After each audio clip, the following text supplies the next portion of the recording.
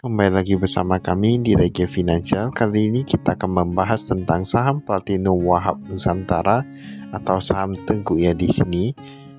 Ini saham Teguh ini kalau kita lihat kodenya ini TGUK ya di Pasar Modal Indonesia.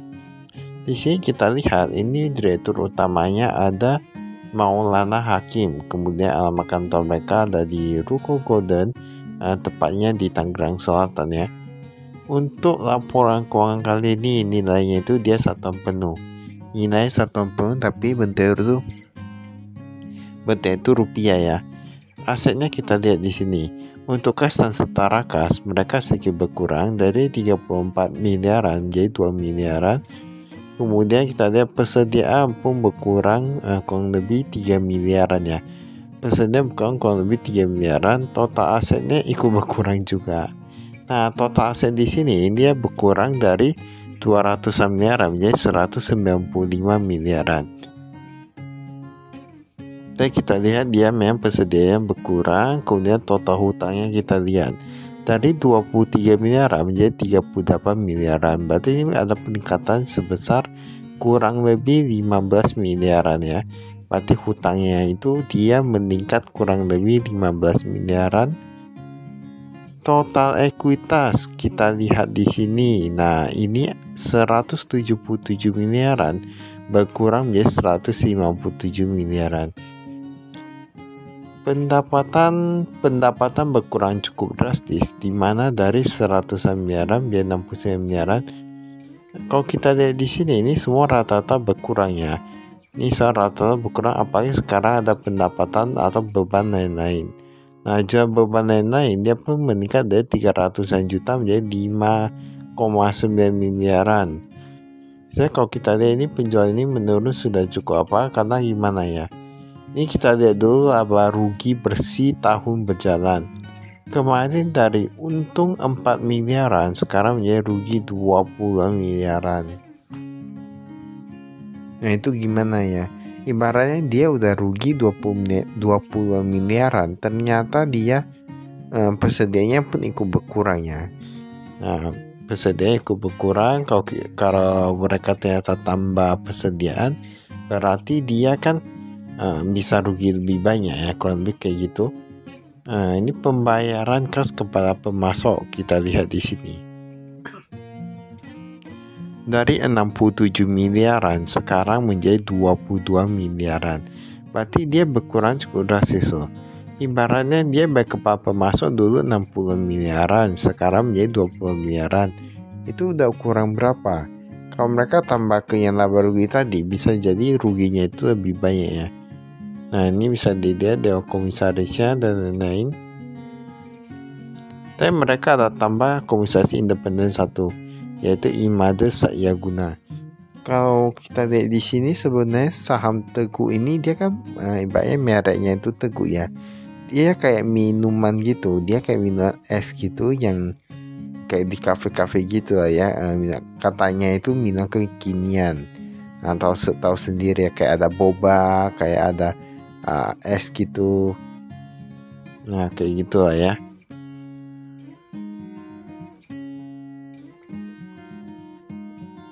Padahal dulu menurut kami untuk produk seperti itu ya yang dia jualan minuman kayak gitu, sebenarnya mereka bisa untung banyak kalau mereka sudah terkenal. Tetapi untuk perusahaan seperti ini terkadang memang kalau dia tergantung tergantung trennya. Kalau sudah mulai ditinggalkan ada brand lain, terkadang orang bisa cari brand lain yang lebih baru gitu ya. Memang susah gampang sih yang kayak gini. Kas operasional kita lihat kasnya ini dari 34 miliaran sekarang hanya tersisa 100-an juta. Padahal kemarin baru IPO 2023, sekarang kasnya udah bukan drastis. Nah, ini tahu sendiri ya. Sebenarnya ada beberapa cara yang menurut kami kalau untuk perusahaan seperti ini agar mereka bisa tetap selamat untuk kedepannya. Barangnya tetap bertahan gitu ya. Beberapa perusahaan seperti ini mereka lebih pilih melakukan ekspansi ya, dimana ekspansi itu bukan menambah gerai daripada brand ini. Tetapi ini kita lihat dulu piutang usahanya.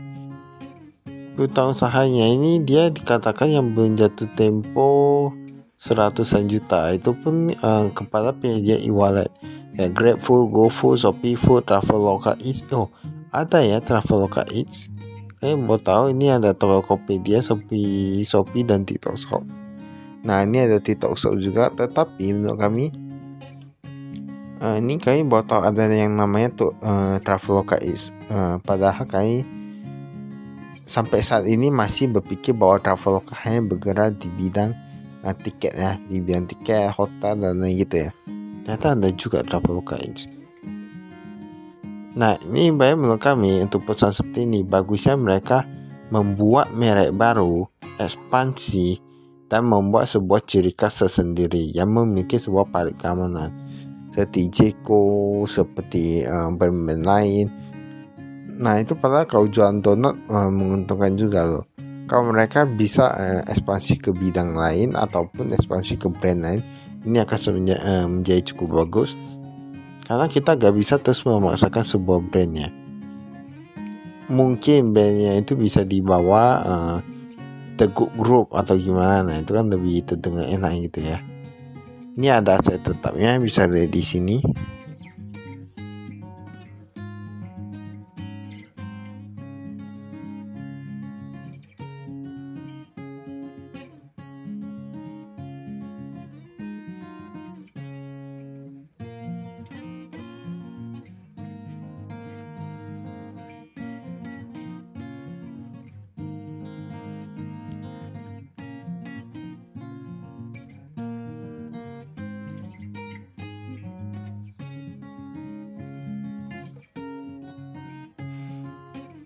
Ini utang banknya ya.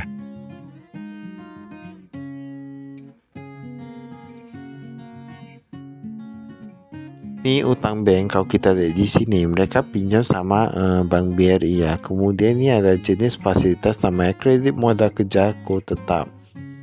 Nah, ini kita lihat di sini. Ini ada utang lembaga keuangan juga, di mana di sini ada Gardana Teknologi Indonesia. Nah, ada yang tahu gak perusahaan ini? Karena setahu sampai sekarang kami belum pernah dengar perusahaan ini ya. Tapi mereka bisa kasih pinjam 2,5 miliaran pembiayaan Mokrim. Jangka waktu 1 tahun ya, Jadi sekarang kita bisa lihat ibaratnya kayak gini ya. Mungkin ada beberapa orang yang dia mengatakan bagusan kita mereview ataupun melihat laporan keuangan dari perusahaan-perusahaan besar. Padahal untuk beberapa orang yang mereka baru merintis usaha atau gimana, bagusan mereka melihat perusahaan kecil. Mengapa? Nanti kita jelaskan alasannya. Di sini kita lihat dulu untuk umur utangnya. Lebih dari 3 bulan ada sekitar 1 miliaran, meningkat dari 900 juta. Ya pokoknya utangnya ini semua rata-rata udah lewat jatuh tempo ya. Di sini kita lihat maka meningkat dari 4,8 miliaran menjadi 15 miliaran. Utangnya makin banyak ya. Nah, jadi mengapa kita bagusan melihat perusahaan kecil kalau misalnya kita masih di bawah ataupun baru merintis usaha? Karena kita jadi bisa tahu supply-nya itu di mana dan apakah brand-brand seperti ini mereka bisa menguntungkan ataukah tidak, dan bagaimana cara kedepannya yang kita lakukan, apakah marketing yang perlu dibagusin atau gimana. Di sini tingkat kenaikan gaji sebesar 10%-an. Tingkat kenaikan gaji 10%-an menurut kami itu cukup tinggi. Tapi sekali lagi 10%-nya ini adalah persentase. Jika gajinya tadi ternyata cuma UMR, nah ditambah 10% kan masih sedikit ya. Nah, tadi kalau gajinya udah di atas cukup banyak, misalnya 8, 10, 12, nah itu kan 10% itu berarti lebih tinggi lagi. 8 juta 10%, 800.000 per tahun. Nah itu kan agak bagus juga. Tapi ini kan kita gak tahu jumlah gajinya itu berapa. Di sini ada pendapatan di mana kalau kita lihat semuanya anjlok. Makanan, minuman anjlok semua. Untuk yang minuman sendiri dari 90 miliaran menjadi 64 miliaran. Lalu ada makanan dari 9 miliaran menjadi 5 miliaran saja. Nah, ini semua berkurang cukup drastis ya. Nah, ini bahkan untuk yang berbahan pokok ya, kita dari sini bahkan pembeliannya itu berkurang. Jadi mungkin ada yang berpikir bahwa rugi mereka itu memang hanya 20 miliaran. Kita gak bisa bilang begitu. Kita lihat juga beban pokok pendapatannya, berapa persediaan bahan baku dan lain-lain yang mereka beli. Nah, semua itu perlu dilihat. Di sini ada outsourcing dan lain-lain, pendapatan lain-lain. Pendapatan bunga dikit aja, utangnya lebih banyak daripada bunganya. Ini administrasi bank aja seratusan jutaan, udah lebih banyak daripada pendapatan bunganya ya. Nah, ini bunga dia bisa sewa, bunga bank. Jadi semua itu kita perlu lihat. Jangan ketika dikatakan pendapatan bunga, semua orang pikir untung. Bisa saja beban bunganya itu lebih banyak daripada pendapatan bunganya. Nah, sampai sini paham ya, gak ada yang tahu. Tapi semoga semua perusahaan di Indonesia itu semakin baik ya. Termasuk saham Tegu ini, semoga semakin baik perusahaannya. Semua penjualan di perusahaan di Indonesia semuanya semakin bagus.